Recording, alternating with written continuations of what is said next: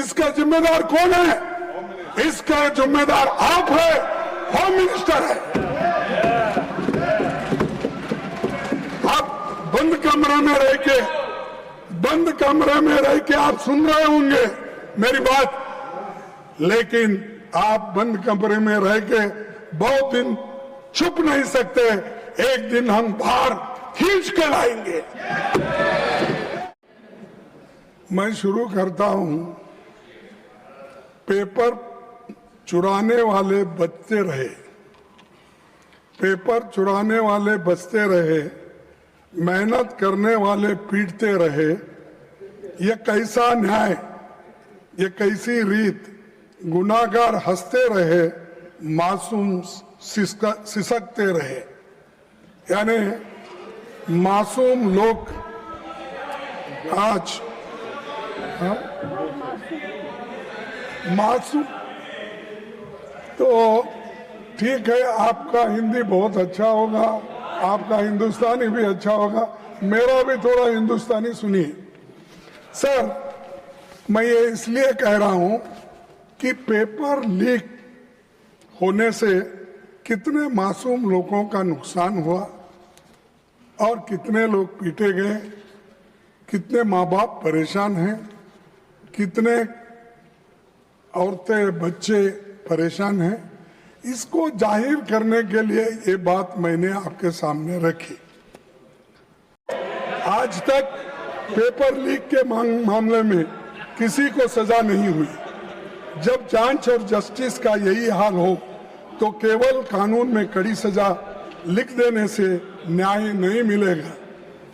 हर leak लाखों छात्रों को ये संदेश देती है कि उनकी मेहनत की सरकार की निगाह में कोई कीमत नहीं है। इसका सीधा असर बच्चों के मानसिक स्वास्थ्य और पड़ता है।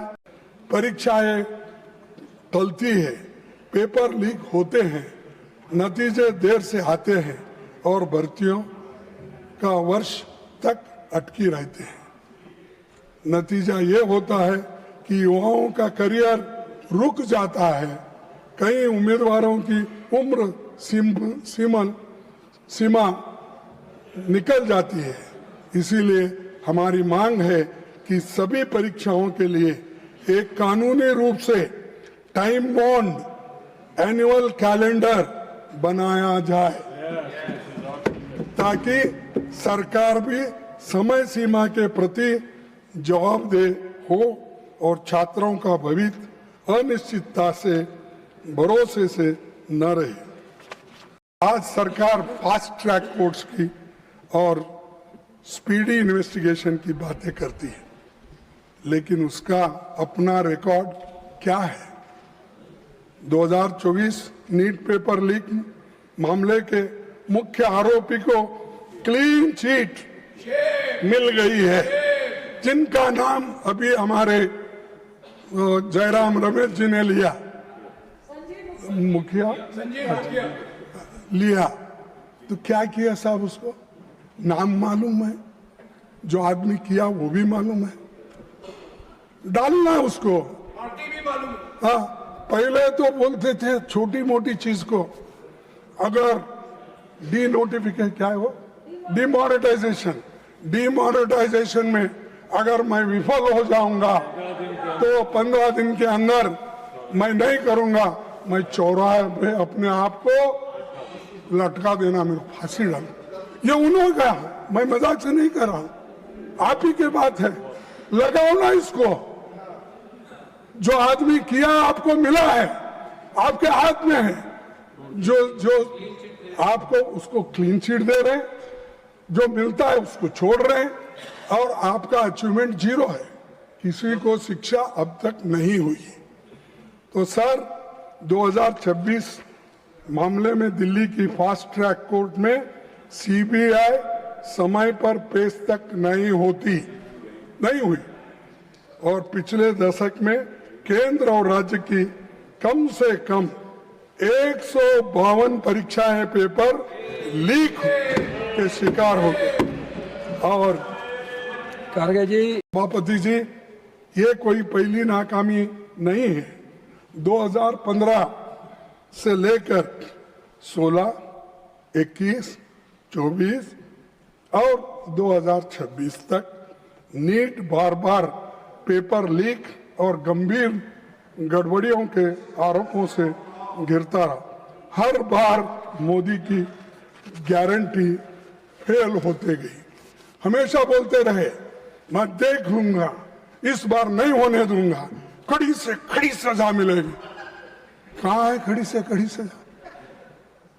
तो कड़ी तो टूट गई, लेकिन सजा किसको भी मिलेगी? अगर इंस्टीट्यूशंस वही रहेंगे, एनटीए वैसी ही रहेगी, एग्जामिनेशन सिस्टम नहीं बदलेगा और जवाबदेही तय नहीं होगी, तो कुछ महीनों के बाद फिर कोई नया पेपर लीक होगा और हम फिर इसी सदन में यही बहस हम लोग करते रहेंगे। क्योंकि पेपर लीक के बारे में आपने जो बिल रखा वो एक तरफ है, लेकिन इसको रोकने के लिए क्या करें वो इम्पोर्टेंट था। लेकिन आप सिर्फ लोगों को आपको रोकना। सर, सभापति जी, सरकार की नाकामी के सबसे ताजा मिसाल नीट यूजी 2026 है, जिसमें 22 लाख से अधिक छात्र बैठे थे। पेपर लीक हुआ, परीक्षा रद्द करनी पड़ी और बाद में पता चला कि परीक्षा से लगभग 15 दिन पहले बाजार में पेपर गुम रहा था। जांच में पता चला कि शिक्षा तंत्र में घुसा एक संगठित नेटवर्क नासिक, सीकर, दिल्ली, जम्मू कश्मीर, बिहार, केरला और उत्तराखंड तक ये फैला हुआ था। गिरोह खुलेआम काम कर रहा था, पर सरकार सोई हुई थी। क्या आपके पास इंटेलिजेंस नहीं है? क्या आपके पास आईबी नहीं है? क्या हर स्टेट, आपके हर जगह तो डबल इंजन है, सरकार है, डबल इंजन सरकार, क्या वो लोग इंफॉर्मेशन नहीं देते? क्या आप कलेक्ट नहीं करते? तो समय नहीं है सर, है सब व्यवस्था उनके पास, लेकिन समय नहीं, इसको सुलझाने के लिए समय नहीं, उसीलिए वो ऐसा हुआ। मैं पूछता हूं कि आपकी केंद्र और राज्य की खुफिया एजेंसी क्या कर रही थी, तो उसका जवाब उनके पास नहीं है। 100 से अधिक छात्र इस एजिटेशन में जो थे वो घायल हो गए और आईसीयू में वेंटिलेटर राम मनोहर लोहिया हॉस्पिटल में पड़े बहुत से, और कई बच्चों को आंखों में वो पैलेट के छर्रे लगे, आंख पे लगे, पीछे लगे। आप सब देखे हैं, सब टीवी में आप बहुत देखते रहते हैं, आप देखे हैं। लेकिन ये देखकर हमको तो शर्म आई, उनको शर्म आया कि नहीं मुझे मालूम नहीं। जो मुझे शर्म आया, आपके माध्यम से उनको पूछना चाहता हूं, लाठी चार्ज कराने के लिए, आंसू गैस करने के लिए, छोड़ने के लिए पैलेट गन के इस्तेमाल का आदेश किसने दिया? कौन लाठी चार्ज का आदेश दिया, आंसू गैस का दिया और पैलेट गन का इस्तेमाल करने के लिए आदेश कौन दिया?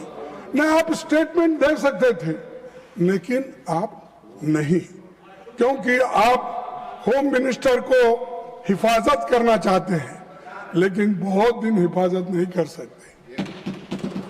नहीं होता साहब, अगर आदमी झूठ बोलता है तो एक बार उसका बाहर निकलना पड़ेगा बंटवाल। तो इसीलिए आपके लोग आए, सादे कपड़ों में छात्रों को पीटने वाले लोग कौन थे?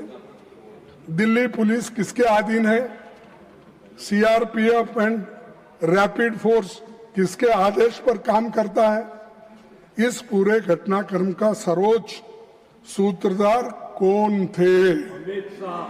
कौन थे? अच्छा, मुझे मालूम नहीं। देश इन सवालों का जवाब चाहता है। अगर गृह मंत्री इनके जवाब नहीं दे सकते तो उन्हें इस्तीफा देना चाहिए।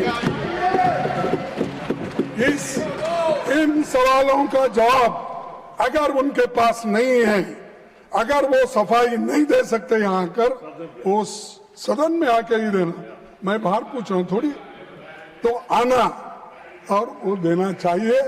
और खासकर इस कारणों के लिए, इस वजह से वो जिम्मेदार है, उनको इस्तीफा देना चाहिए और प्रधानमंत्री उनको पूछना चाहिए।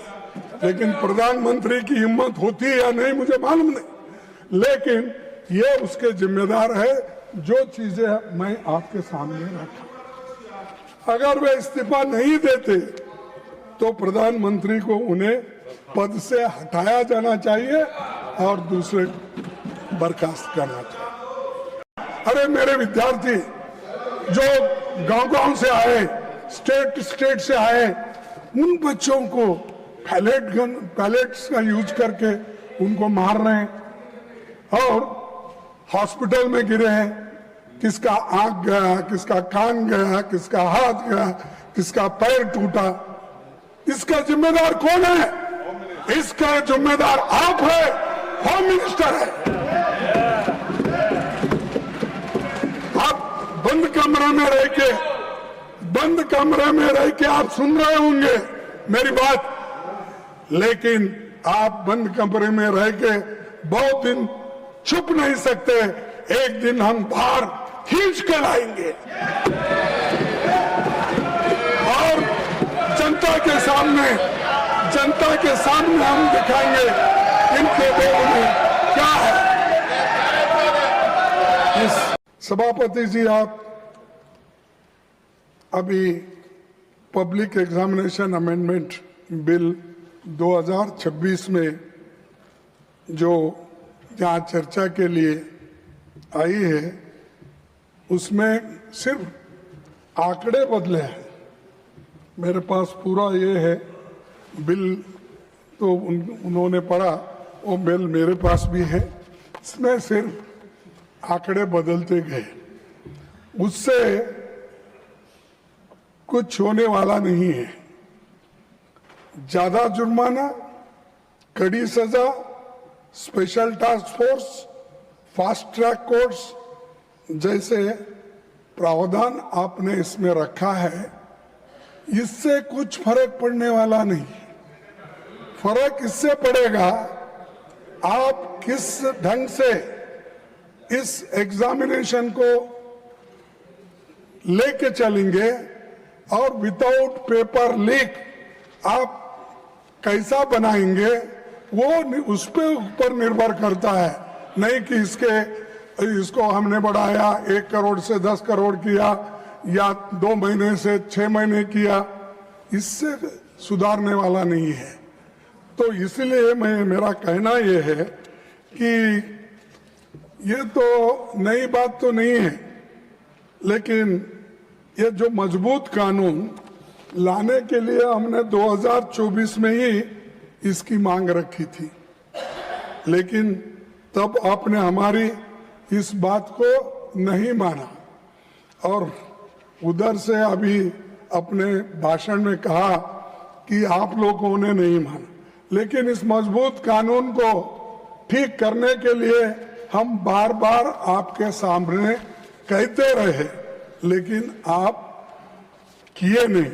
लेकिन 2 साल के बाद आप जो काम कर रहे हैं उसे 2024 में ही क्यों नहीं किया? तो अब कर रहे हैं 2024 में, यानी 2 साल पहले आप क्यों नहीं किए? क्योंकि तब आपको राजनीति करनी थी, लोकसभा चुनाव सामने थे। राहुल गांधी जी भारत जोड़ो न्याय यात्रा में लगातार पेपर लीक और युवाओं के भविष्य का मुद्दा उठा रहे थे। आप ये करते तो क्रेडिट नहीं मिलता था उस वक्त, इसीलिए आप उसको छोड़ दिए। परंतु उस समय परीक्षा व्यवस्था को सुधारने की बजाय आप जल्दबाजी में ऐसा कानून लाए जिसे 2 साल में ही आपको संशोधित करना पड़ रहा है।